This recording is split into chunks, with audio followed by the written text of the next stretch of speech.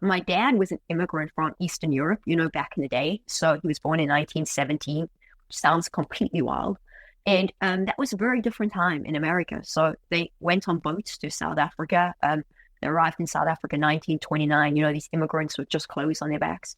And he was very fortunate. He had a passion, which was the arts. He was a chemist by training. And he made his way to America, an incredibly difficult thing at the time. And he trained under Max Factor, the makeup artist, and he became somebody who worked on movie sets with the most famous celebrities in the world. And I think part of my madcap adventure inside of me comes from my dad's journey. He had to unfortunately go back to South Africa, even though he was successful in America. And that started a journey for all of us in the sense that he, during apartheid, created what was the world's only pharmacy and costume hire store. And I was born into this, as I say, wild environment. And I grew up in that environment. And whilst it was fun, it was also incredibly difficult because there was always a shortage of money growing up. So he was passionate about helping other people. And as a chemist, because, apartheid, there was no doctors for the bulk of South Africa. He'd give away medicines for free. He became this community doctor. So for us, we kind of suffered the consequences because we were always short of money. And then we were going to lose the business because the business was crippled in debt. So they were coming for the house. They were coming for absolutely everything we owned. I was 10. My brother was 6 years older than me. My mother was a ballerina. So, that's the kind of skills she had. And it was a fight for human survival. And we started just like fighting for this business. We slept in the shop, which it was extremely dangerous. There's a lot went wrong. And I slept under costume rails for a long time. And we just worked 18, 20 hours a day for 5 years. We managed to save the business. A lot was learned. That's what took me on my journey to Canada because we wanted more, my brother and I. We were obsessed with getting to North America. And eventually I made my way to North America. And today I'm incredibly fortunate. I get to work with extraordinary people. And so I'm incredibly, incredibly grateful to be in the US and to be, building startups and working with startups. Okay, so South Africa, but then Canada. Tell me about that.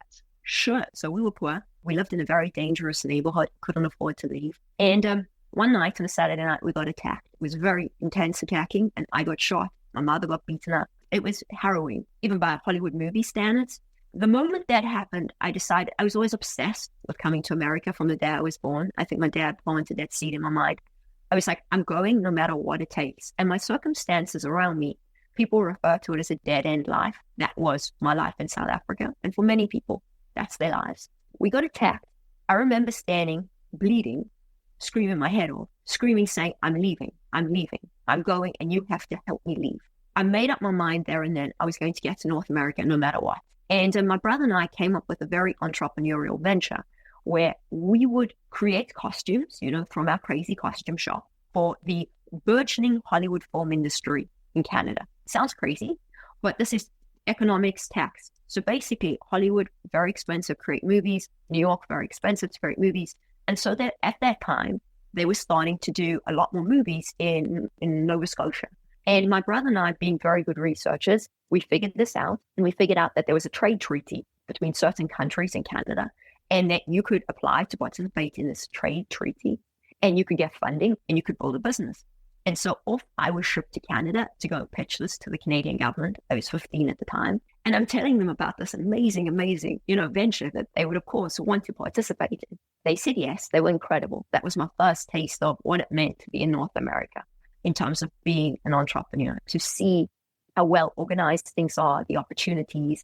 And no one laughed at me. No one said I was stupid. And what I experienced changed my life. Okay, so you did that at 15.